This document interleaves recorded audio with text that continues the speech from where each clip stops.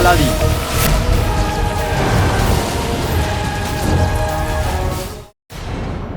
আলী সাহেব, দরজা খুলুন। আলী সাহেব, দরজাটা খুলুন। জিনু, এই সময়?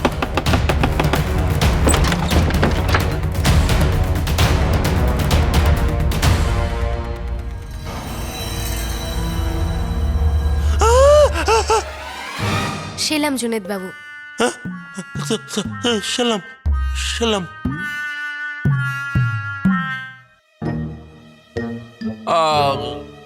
আপনারা এত রাত অব্দি জেগে আছেন কেন?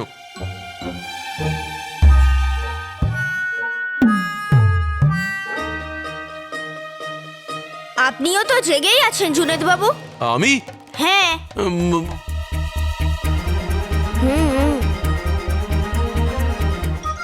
আমি তো ওই আসলে বলুন বলুন বলুন। আরে এই চাংচঙ্গেজি সবসময় কথার মার প্যাচে আমাকে জড়িয়ে নেয়। না না, প্রশ্নটা আমি প্রথমে করেছি, তাই আপনারাই প্রথমে উত্তর দেবেন। এবার বলুন, আপনারা এত রাত্রির অবধি কেন জেগে আছেন? ভূতের জন্য।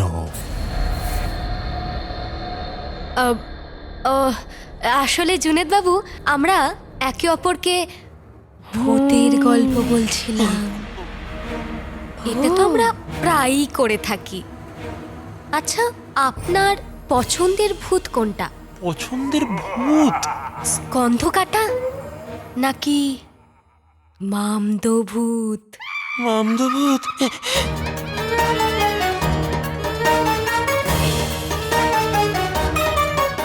আমার প্রিয় সারা দেবী এরকম ভয়ঙ্কর সব কথা বলছে। ভয়ঙ্কর? কিরকম ভয়ঙ্কর কথা? আরে ওই না, এইসব ছাড়ো, প্রথমে এইটা বলো, চাদর ঢাকা দিয়ে কে আছে?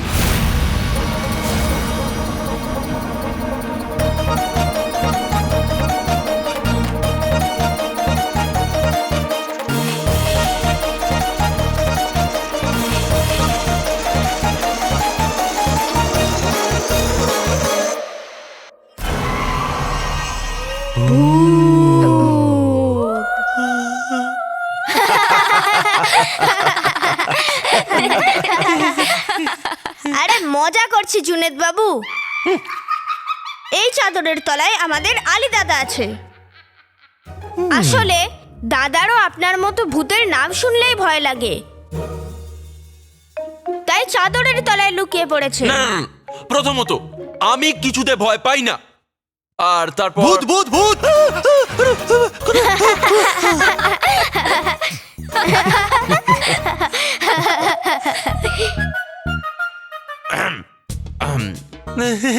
আমি বলছি যে কোথায় আছে, কোথায় আছে ভূত? ডাকো, আমি এসবে ভয় পাই না।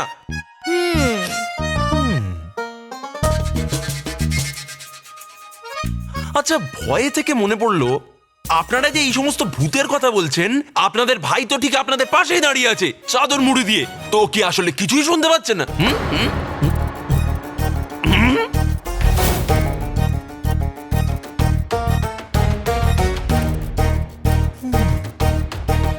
জুনেদ বাবু, আমাদের আলী দাদা মনে করে যেখানে ভূতের গল্প বলা হয় সেখানে ভূতেরাও থাকে। সেই জন্যই, যাতে দাদা ভূতের মুখোমুখি না হয়, ও চাদরের ভেতরে লুকিয়ে পড়ে। না না না না না, আমি আপনাদের কথা বুঝতে পারলাম না। আপনাদের দাদা যে চাদরের নিচে আছে, উনি এটা কি করে বুঝবেন যে ভূত এসে গেছে? আর যদি নাই আসে তাহলে? তাই আমি চাদরটা সরিয়ে দিচ্ছি।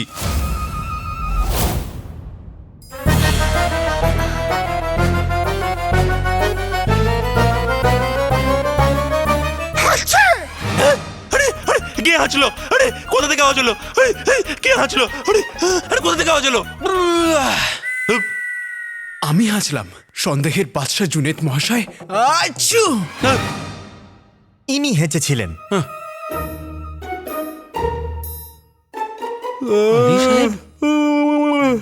আজকের জন্য অনেক গল্প হয়ে গেছে, চলো গিয়ে বরং শুয়ে পড়ি। এই এই, গিয়ে বরং শুয়ে পড়ি মানে এটা কি? তোমরা কি আমার কোলে শোবে নাকি? তোমরা নিজেদের ঘরে শো, আমি আমার নিজের ঘরে শোবো। বোকা কোথাকার।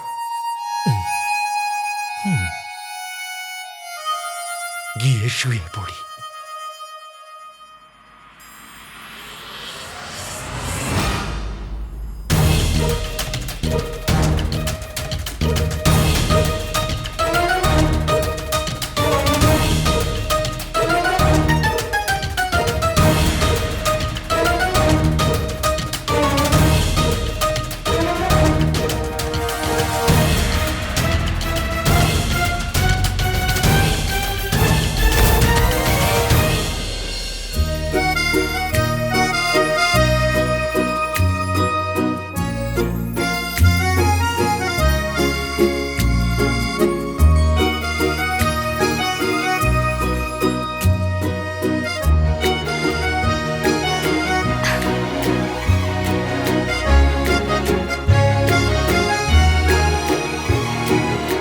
হে আল্লাহ, আমার মাথা ঘুরছে। এইসব ভূতেদের গল্প শুনে আমার মাথা ঘুরছে। জুনেদ বাবু, আমাকে কোথাও খোলা হাওয়ায় নিয়ে চলুন। আমার প্রেমের ফোয়ারা দেবী, মানে বলছি সারা দেবী, চলুন।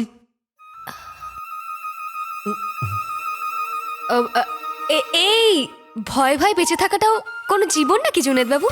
আমার মাথা ঘোরা সব ঠিক হয়ে গেছে, আমি একদম ঠিক হয়ে গেছি। কিন্তু কিন্তু কিন্তু কিন্তু কিছু নয় জুনেদ বাবু। আপনি স্বপ্নের পাখনা লাগিয়ে ঘুমের আকাশে উড়ে যান, উড়ে যান জুনেদ বাবু, যান, উড়ে যান, যান।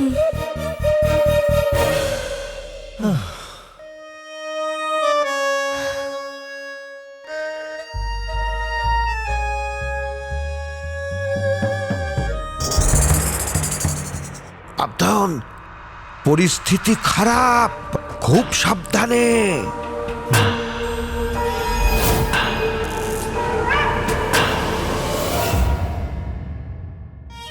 হে আল্লাহ, এই প্রদীপটা লাগালে তো আমি দিনের বেলাও চাঁদের মতো দেখাবো। আমার সৌন্দর্যের উপর যেন কারো নজর না লেগে যায়।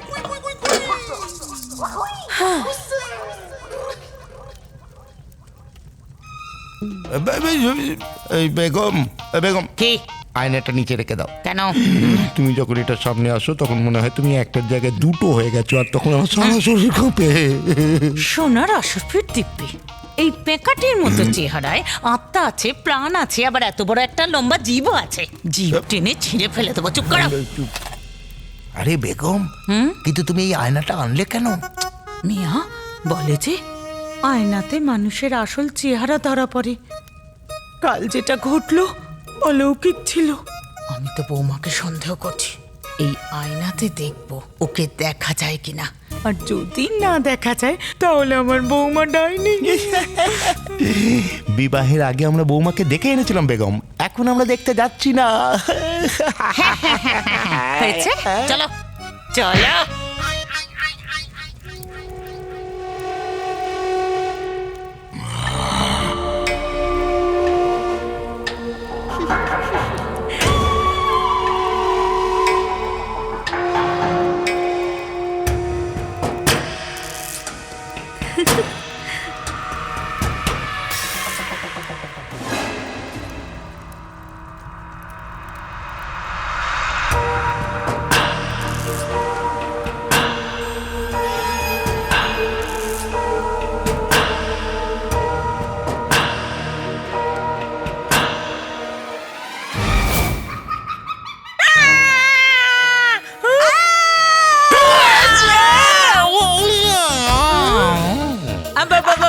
ওর ঘর মটকাও, আমাকে ছেড়ে দাও।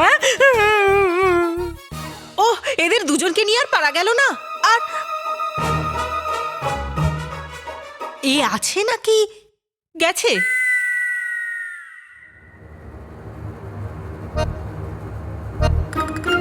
বাবা, বাবা,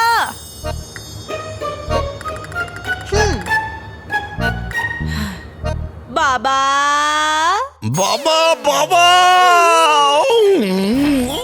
আরে দাঁড়াও। হে আল্লাহ, এই হাতি আর ইঁদুরের কি যে হয় বুঝি না।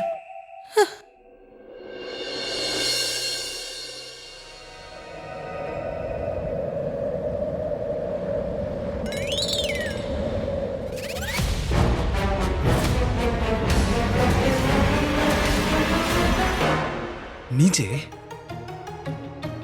নিজেকেই সামলাতে পারে না আর তলোয়ার দিয়ে ভূত ধরতে গেছে। একে তো আমি আলাদিনের ভূত না হয়েই ভয় পাওয়াতে পারি।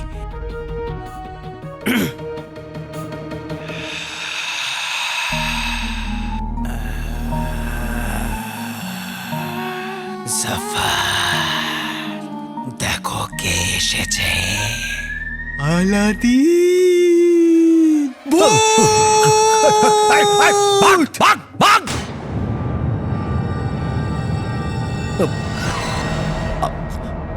আলাদিন,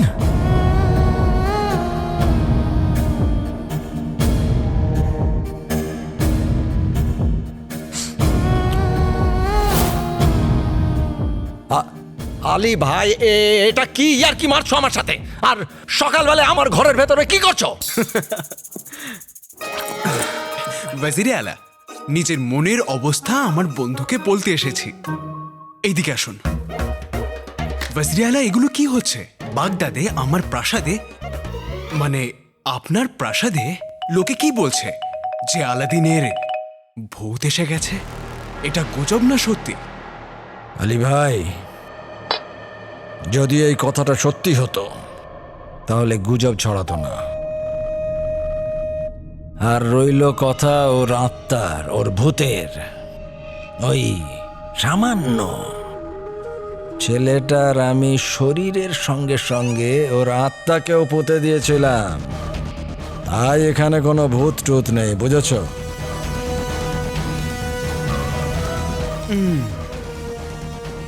ঠিক আছে। আমায় ক্ষমা করবেন আকা, কিন্তু আমি প্রাসাদটায় ভালো করে টহল মেরেছি, কিন্তু আলাদিনের ভূত আমি দেখতে পাইনি। আকা, আমি প্রাসাদের উপর তলে উঠে দেখেছি, নিচে নেমে দেখে। আকা, আপনি আপনার এই বড় বড় চোখে আমাকে কি, মানে আমি বুঝতে পারছি না। আকা, আপনি সম্ভবত ভুলে যাচ্ছেন, সেই আলাদিনের ভূত এসেছিল, আপনি ভয় পেয়ে গেছিলেন, করছিলেন। মনে পড়েছে? পড়েছে? হ্যাঁ, আমার মনে পড়েছে। ইয়েমান থেকে যে সমস্ত শ্রমিকরা এসেছিল এই সোনার মিনারে, তারা সবাই পালিয়ে গেছে, বলছে আমরা আর আসবো না। থামলে কেন? আরো বলো। মাশাআল্লাহ, আজ আপনার কাছে আমার কথাগুলো রসগোল্লার মতো মিষ্টি লাগছে, যে খেয়ে খেয়েও মন ভরছে না।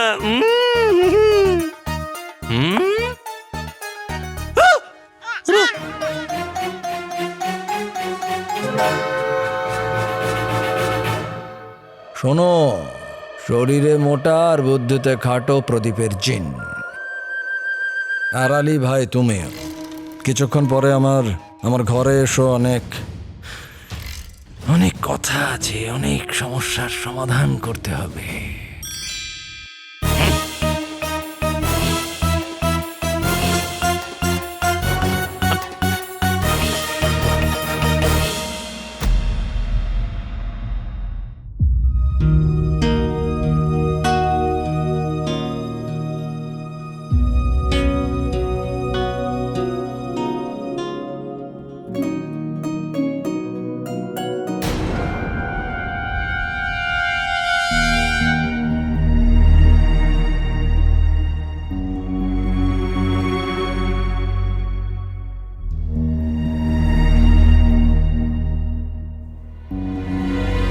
কি হয়েছে?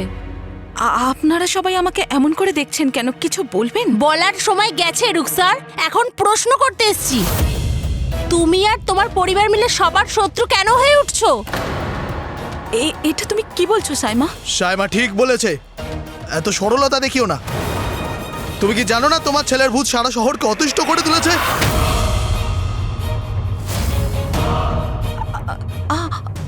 আমার ছেলের ভূত? নাটক করা বন্ধ করো রুকসার। তোমার বিশ্বাসঘাতক ছেলে আলাদিনের ভূত পুরো বাগদাদ শহরকে অতিষ্ঠ করে তুলছে, আর তুমি সেটা জানো না? ওয়াজিরে আলাই ছেলেকে সাজা দিয়েছে, এখন এর ছেলের ভূত আমাদের মৃত্যুর কারণ হবে। আর নয়তো কি, সত্যি কথাই তো বলছে। চুপ করুন আপনারা। আমার ছেলে একটা নিরীহ সৎ ছেলে ছিল। যখন সে জীবিত ছিল তখনও পৃথিবীর সব থেকে ভালো ছেলে ছিল। তুমি বললেই সত্যিটা মিথ্যা হয়ে যাবে না। আর তোমার ছেলের ভূত যদি কাউকে কোনো ক্ষতি করে তাহলে দেখে নিও, ভালো হবে না কিন্তু। ঠিক বলেছো, ভালো হবে না কিন্তু। ঠিক ঠিক, চলো সবাই চলো চলো।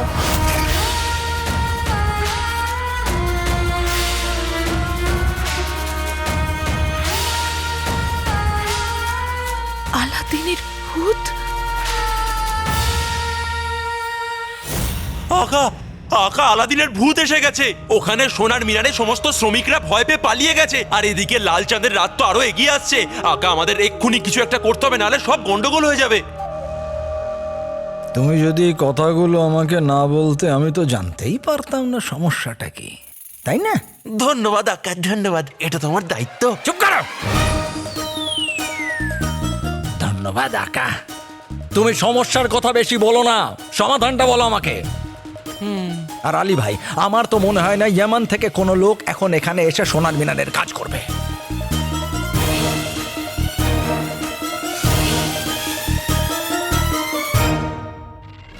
এটাই তো আমি চেয়েছিলাম, যে সোনার মিনারের কাজ আটকে থাকুক আর লাল চাঁদের রাত ভালোই ভালোই কেটে যাক।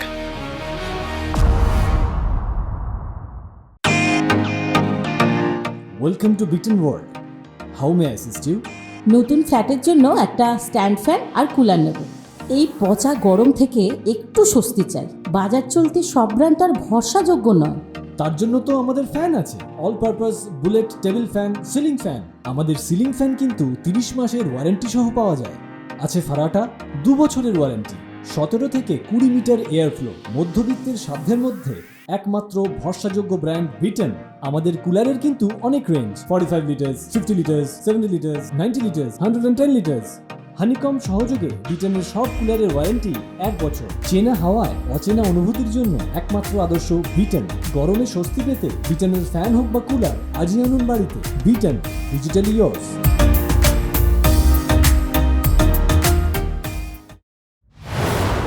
সোনার মিনারের কাজ কি করে শেষ হবে ওয়াজির আলা?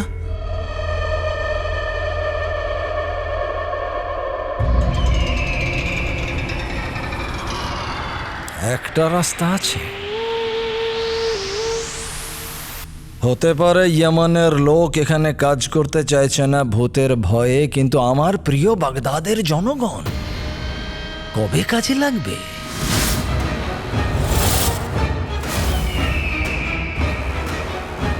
কিন্তু ওয়াজির আলা, রাজকুমারী যদি এটা জানতে পারে তাহলে? আরে রাজকুমারী থাকুক যেমন আছে এখন। উনি অজ্ঞান আছেন, আর যতক্ষণ উনি অজ্ঞান আছেন বাগদাদ শাসনের ক্ষমতা আমার হাতে আছে। কে আটকাবে? কে আটকাবে আমায়? মাশাআল্লাহ।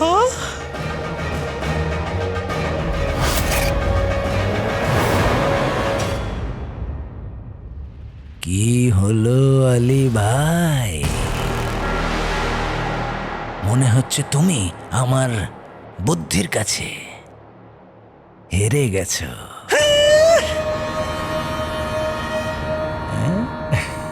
ওয়াজির আলা, আপনি এখনো পর্যন্ত এটা গোপন রেখেছেন, আর বাগদাদের লোক যদি ওখানে কাজ করে এটার গোপন থাকবে না। এটাই তো আমি চাই, যে সোনার মিনারের রহস্য খুলে যাক। আর ওই রহস্য খুলে যাবার ফলে আলাদিনের ভূতের গুজব ওখানেই চাপা পড়ে যাক। আসলে এটাই দুনিয়ার নিয়ম। বড় খবর ছড়িয়ে দাও, ছোট খবর নিজে থেকেই মরে যাবে। মাশাআল্লাহ, মাশাআল্লাহ, বাহ আকা, সুবহানাল্লাহ। একেই বলে এক ঢিলে 2 পাখি মারা। বুদ্ধিটা বেশ ভালো, কিন্তু আমারও একটা বুদ্ধি এসেছে ওয়াজির আলা, যাতে লোকেদের মধ্যে আলাদিনের ভূতের যে ভয় আছে সেটা কেটে যাবে। বলো। তাহলে ওয়াজির আলা, আপনি সোনার মিনারে একটা রাত কাটিয়ে ফেলুন। মানে তাতে প্রমাণ হয়ে যাবে যে ওখানে আলাদিনের ভূত আছে কি নেই। আপনি সবাইকে এসে বলে দেবেন যে হ্যাঁ, ওখানে আলাদিনের কোনো ভূত নেই। আর যদি থাকেও তাহলেও আপনার কেই বা করতে পারবে ওয়াজির আলা?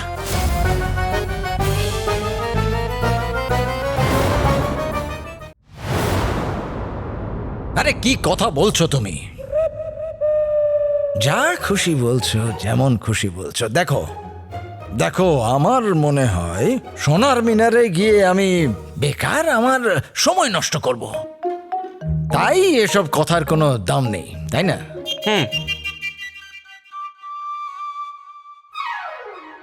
তাহলে ওয়াজির আলা এই কাজটা কোনো এমন এক ব্যক্তিকে দিন যে যে বিশ্বাসযোগ্য, আপনার মতন সাহসী, আর যাকে সবাই চেনে।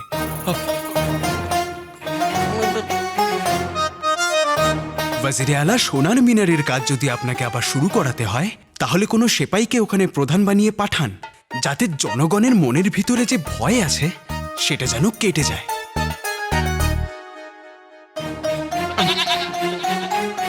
কিন্তু কাকে? আদাব।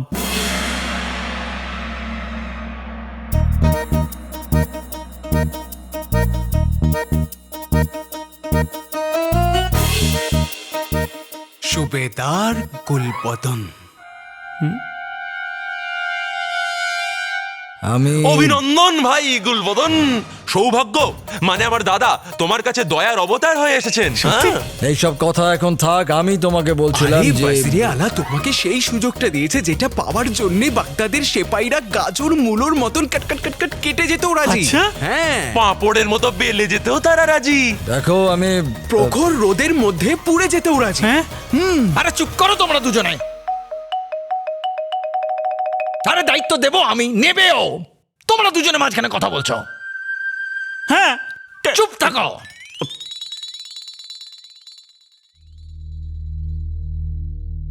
গুলবদন, আমি চাই যে সোনার মিনারের যে দায়িত্ব সেটা তুমি নিজের হাতে নাও।